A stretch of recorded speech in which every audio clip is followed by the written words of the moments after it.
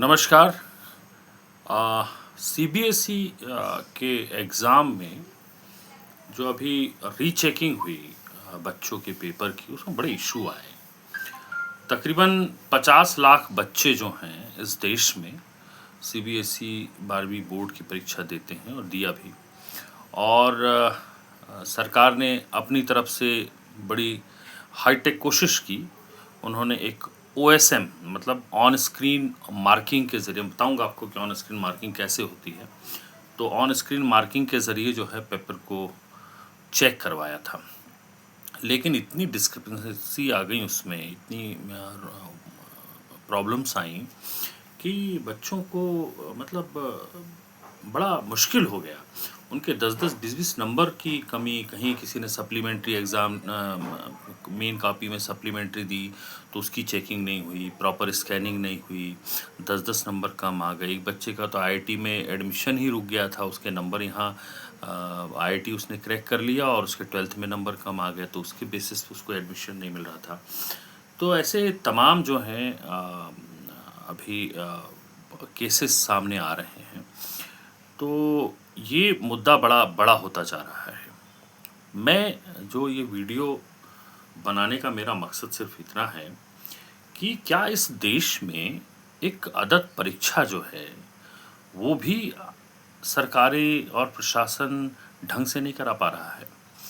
अभी सोमवार को एसएससी ग्रेड की परीक्षा हुई कांस्टेबल के लेवल पे, तो उत्तर प्रदेश में ज़बरदस्त हंगामा देखने को मिला। हुआ ये कि एक बेंगलुरु की कंपनी को इन लोगों ने एग्ज़ाम कंडक्ट कराने के लिए वो दिया था, और पहले इन्होंने जो एग्ज़ाम के लिए जो सीट्स होती हैं, कंप्यूटर जो होते हैं, वो अरेंज किए, और आवेदन जो हैं उससे ज़्यादा आ गए। जस्ट ज़्यादा 10-5 नहीं, एक एक जस्ट डबल, 500 की सीट है, 1000 लोग आ गए और उनको परीक्षा में बैठने की जगह नहीं मिली। तो ये क्या हो रहा है इस देश में, ये समझ में नहीं आ रहा है। लखनऊ जैसी जगह में, कानपुर में, गोरखपुर में और बिहार के मुजफ्फरपुर में और तुम्हारा प्रयागराज में, ये 5 शहरों में इस एसएससी की परीक्षा को कैंसिल करना पड़ा और ज़बरदस्त उत्पात मचाया लड़कों ने। क्यों ना मचाएं, वो बेचारे दूर दूर से आपकी एग्ज़ाम देने आ रहे हैं, पैसा खर्च कर रहे हैं, तो वो निश्चित तौर पे हंगामा होगा। तो और अभी नीट का आपने देख ही लिया कि नीट में क्या हुआ। पूरी परीक्षा जो है लीक हो गई। तो सवाल यही है कि हम बात करते हैं बड़ी बड़ी, हम कहते हैं दुनिया, ये विश्वगुरु, फला ढिमका, 50 चीज़ें हम कह रहे हैं, लेकिन हम एक परीक्षा तक नहीं करा पा रहे हैं। ना एसएससी की परीक्षा ढंग से हो पा रही है, ना तुम्हारी सीबीएसई की परीक्षा ढंग से हो पा रही है, ना नीट की परीक्षा ढंग से हो पा रही है। तो ये खिलवाड़ क्यों हो रहा है भाई? आपके देश का जो आईआईटियंस है, जो टेक्नोलॉजी के जो मास्टर्स हैं, वो पूरी दुनिया में नाम रोशन कर रहे हैं, और आपके घर में जो हालत है, फटे हुए हैं। आपके शिक्षा सिस्टम में एक ऐसा मजबूत वो नहीं बन पा रहा है कि आप एग्ज़ाम ले पाएँ। अब ये सीबीएसई वाले मामले में ही देख लीजिए, जो इन्होंने जो उसका वो किया ओएसएम। अब ओएसएम की देखिए कैसे, ये पहले के ज़माने में नहीं होता था, लेकिन ये इन्होंने सीबीएसई ने इस बार इसको वो किया। दरअसल ये एक पूरा सिस्टम है। इसमें क्या करते हैं कि जितनी भी बच्चों ने एग्ज़ाम दी, तो उनकी सारी कॉपियों को स्कैन कर लिया जाता है। एक स्कैनिंग होती है, उस स्कैन के थ्रू फिर उसको एक सर्वर में डाला जाता है, और वो कापियाँ फिर जो जितनी भी देश भर के बच्चों ने एग्ज़ाम दी है, वो स्कैन्ड कॉपी फिर डिस्ट्रीब्यूट की जाती है सर्वर के थ्रू अलग अलग जगह पे, और रैंडम डिस्ट्रीब्यूट की जाती है, ताकि कोई टीचर के पास जाए तो उसके पास किसी एक स्कूल या उस जगह की ना जा पाए। जैसे पहले के समय में होता था ना कि भाई पता लग जाता था कि किस टीचर के पास कॉपी गई है, तो लोग पहुंच जाते थे, 100-500 दे करके अपने नंबर बढ़ा लेते थे। तो उस सिस्टम को फुल प्रूफ बनाने के लिए सीबीएसई ने कोशिश की, लेकिन इसमें अब दिक्कत ये आ गई कि भाई उस सिस्टम ने किसी की कॉपी को अच्छे से स्कैन नहीं किया, किसी में थोड़ा सा कम स्कैनिंग हुई, धुंधलापन आ गया, किसी की जो सप्लीमेंट्री कॉपी हो उसको उसने चेक ही नहीं किया। तो ये सब तमाम तरीके की दिक्कतें आ रही हैं। अब देखिए, पहली बार है तो ये माफ़ी के लायक तो है नहीं।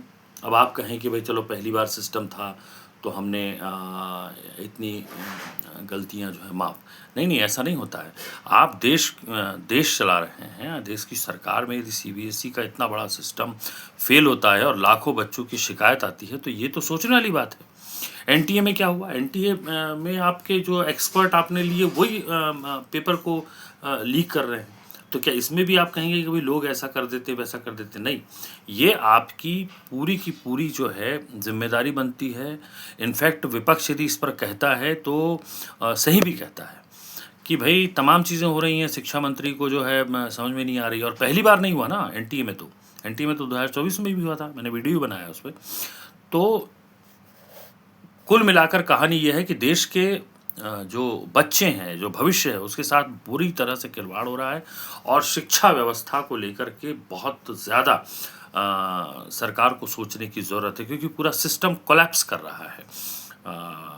तो इसमें कई बच्चों का मतलब कई क्या लाखों बच्चों का नुकसान हो रहा है, उनका मोराल डाउन हो रहा है, सिस्टम से भरोसा उठ रहा है और ये ठीक नहीं है।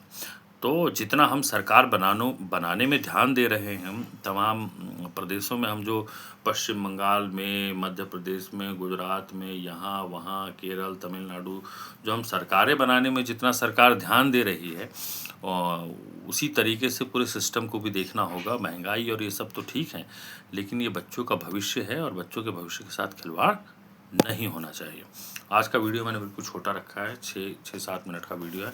आप इसको देखिए और बताइए कि मैंने जो सवाल उठाया है क्या वो गलत है, और आपको कोई लगता है कि भाई आपके साथ भी कोई ऐसा मतलब आपको उसमें कोई सोल्यूशन नज़र आता है तो उस पर कमेंट करिए और वीडियो को सब्सक्राइब करिए। नमस्कार।